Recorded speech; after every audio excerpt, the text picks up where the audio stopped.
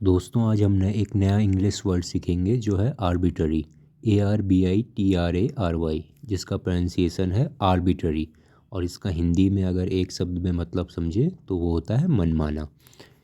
कोई नियम या तय करने का काम जो बिना किसी वजह या नियम के किया जाता है। यहाँ यानी कि जहाँ पे कोई भी महत्वपूर्ण निर्णय कोई प्री डिफाइंड रूल्स या फिर कोई तय किए गए नियमों के बिना लिया जाता है तो वहाँ पे हम उसको कहते हैं कि वो एक आर्बिट्ररी डिसीजन है। और इसका उपयोग वहाँ होता है जब कोई निर्णय, नियम या फैसला किसी तय नियम या तरीके के बगैर किया गया हो, जिससे किसी भी निश्चित या विशेष कारण की अनुमति नहीं होती। अगर रियल वर्ल्ड यूज़ केसेस की बात करें तो पहला है जैसे गवर्नमेंट पॉलिसीज़ से कहीं पे हमें लगता है कि कोई गवर्नमेंट पॉलिसी बिना उसके जो परिणाम हैं उनको ध्यान में रखते हुए, बिना ठोस रिसर्च या फिर कह सकते हैं कि बिना उसके परिणामों के बारे में ठीक से सोचे हुए जब कोई गवर्नमेंट पॉलिसी लाई जाती है तो उसके लिए हम एक आर्बिट्ररी डिसीजन कह सकते हैं। दूसरा इसका एक रियल वर्ल्ड यूज़ केस जो हम कह सकते हैं वो है वर्क प्लेस रूल्स। यानी कि कहीं पे भी किसी भी इंस्टीट्यूशन के द्वारा उसके एम्प्लॉयज़ यानी कि उसके कारीगर या फिर उस पे कंपनी में काम करने वाले लोगों के लिए जो निर्णय लिया गया है वो उनके हित को ध्यान में रखते हुए या फिर उसके उन पर क्या परिणाम होंगे बिना इसके बारे में कुछ खास सोच विचार किए हुए, जहाँ पे कोई कंपनी या फैक्ट्री या फिर कोई मालिक, कोई इंस्टीट्यूशन अपने एम्प्लॉयज़ के बारे में निर्णय लेता है, उनके लिए कोई नियम डिसाइड करता है तो उसको हम एक आर्बिट्ररी डिसीजन कह सकते हैं। तीसरा एक जो रियल वर्ल्ड यूज़ केस हम जहाँ पर इस वर्ड को यूज़ कर सकते हैं वो है जुडिशियल यानी कि न्यायिक मामलों में। तो अगर कोई जज कोई इस तरह का रूलिंग यानी कि डिसीजन देता है जहाँ पे जिसका कोई प्रॉपर लीगल जस्टिफिकेशन ना हो तो वो न्याय प्रणाली पर सवाल खड़े कर सकता हो। ऐसा कोई डिसीजन एक जज के द्वारा दिया गया हो तो उसको हम एक आर्बिट्ररी जुडिशियल डिसीजन कह सकते हैं। चौथा और एक आखिरी, वैसे तो और भी कई इसके यूज़ केसेस हो सकते हैं पर जिन चार मुख्य रियल लाइफ यूज़ केसेस की हम बात कर रहे हैं उनमें से जो आखिरी यूज़ केस है वो है पर्सनल चॉइस। यानी कि आपने अपने बारे में यदि कोई फ़ैसला लिया अपने जीवन के बारे में, चाहे वो कोई भी महत्वपूर्ण फ़ैसला, चाहे वो आपके कैरियर के बारे में हो, आपकी शादी के बारे में हो, और उसको आपने केवल अपनी प्रेफरेंसेस यानी कि शॉर्ट टर्म व्यू के साथ किया है और जिसमें आपका लॉन्ग टर्म कोई गोल उससे मैच नहीं होता हो, या फिर आपने कोई ऐसा डिसीजन लिया हो जो अभी तो आपको सही लग रहा है लेकिन भविष्य में उसके कारण जो आपके जीवन में बदलाव आने वाले हैं उनको ध्यान में रखते हुए आपने वो डिसीजन नहीं लिया तो उसको हम एक आर्बिट्ररी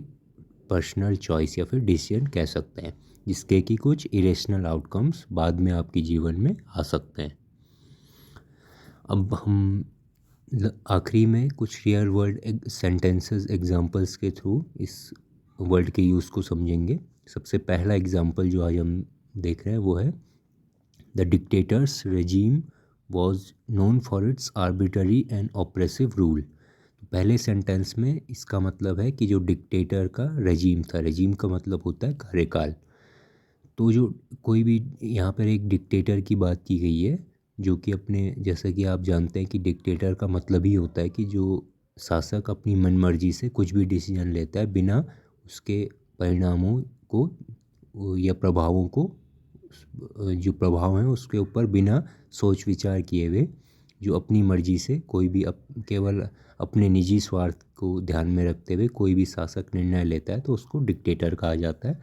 तो पहले सेंटेंस में ये कहा गया है कि जो डिक्टेटर था उसने अपने कार्यकाल के दौरान इस तरह के निर्णय लिए जो कि आर्बिट्ररी थे और उसका जो शासन था वो ऑप्रेसिव यानी कि दूसरों को दबाने वाला था।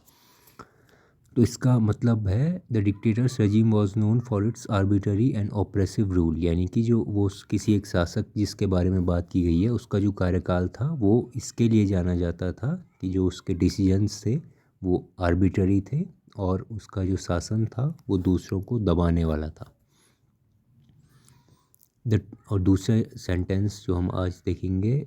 आर्बिट्ररी के एग्जाम्पल में वो है the teachers grading system seemed arbitrary and unfair to many students. अब देखिए इसका मतलब है, पहले इसका सीधे सीधे हिंदी में मतलब समझ लेते हैं। इसका मतलब है जो टीचर यानी कि किसी भी जो शिक्षक है उसने जो बच्चों को ग्रेड्स दिए हैं या फिर जो मार्क्स दिए हैं वो आर्बिट्ररी सीम्ड आर्बिट्ररी यानी वो आर्बिट्ररी लगते हैं, और वो कई स्टूडेंट्स को, कई जो पढ़ने वाले छात्र हैं उनको अनफेयर लगे, अनजस्ट लगे। तो यहाँ पे क्योंकि टीचर ने जो ग्रेडिंग सिस्टम था वो जो टीचर का ग्रेडिंग सिस्टम था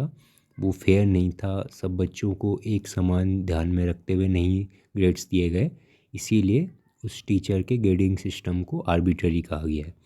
आखिरी सेंटेंस, द कंपनीज ले offs appeared arbitrary and caused confusion among employees.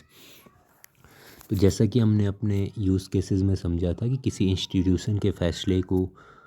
भी का मुआयना करने के लिए भी, या फिर उसको कह सकते हैं किसी इंस्टीट्यूशन के फ़ैसले जहाँ पे वो उस अपने एम्प्लॉयज़ या फिर वर्कर्स के हित को ध्यान में रखते हुए ना लिया गया हो, वहाँ पे भी हम उसको एक आर्बिट्रेरी डिसीजन कह सकते हैं। तो वही इस सेंटेंस में किया गया है। यहाँ पे कहा गया है द कंपनीज ले offs appeared arbitrary and cost confusion among employees. इसका मतलब है कि जो कंपनी ने ले ऑफ्स किए, ले ऑफ्स का मतलब होता है जहाँ पे भी कोई कंपनी अपने जो एम्प्लॉयज़ हैं यानी कि जो उस कंपनी में काम करने वाले लोग हैं उनको हटाती है उनके जॉब से, तो उसको कहा जाता है ले ऑफ्स। तो जो कंपनी ने ले ऑफ्स का डिसीजन लिया वो अपीयर्ड आर्बिट्ररी यानी कि वो सभी को आर्बिट्ररी लगा, मनमाना लगा, और जिसकी वजह से जो एम्प्लॉयज़ था जिनको हटाया गया उनमें कन्फ्यूज़न क्रिएट हो गया, इसलिए इसको एक कंपनी द्वारा लिया गया आर्बिट्ररी डिसीजन कह सकता है। ये थे आर्बिट्ररी वर्ल्ड के कुछ एग्जाम्पल सेंटेंसेस। आई होप कि आपको काफ़ी हद तक क्लियर हो पाया होगा आर्बिट्ररी का मीनिंग, उसके यूज़ केसेस और उसको किस तरीके से आप रियल लाइफ सेंटेंसेस में यूज़ कर सकते हैं। और भी नए इंग्लिश वर्ड सीखने के लिए आप हमारे चैनल को सब्सक्राइब कर सकते हैं। और यदि आपको वीडियो पसंद आई तो वीडियो को लाइक करिएगा, और अगर आपको कोई चीज़ पसंद ना भी आई हो तो उसका ज़रूर आप हमें कमेंट में फ़ीडबैक दें, और हम आने वाली वीडियोज़ में उस चीज़ में सुधार करने की कोशिश करेंगे। धन्यवाद। आपका दिन शुभ हो।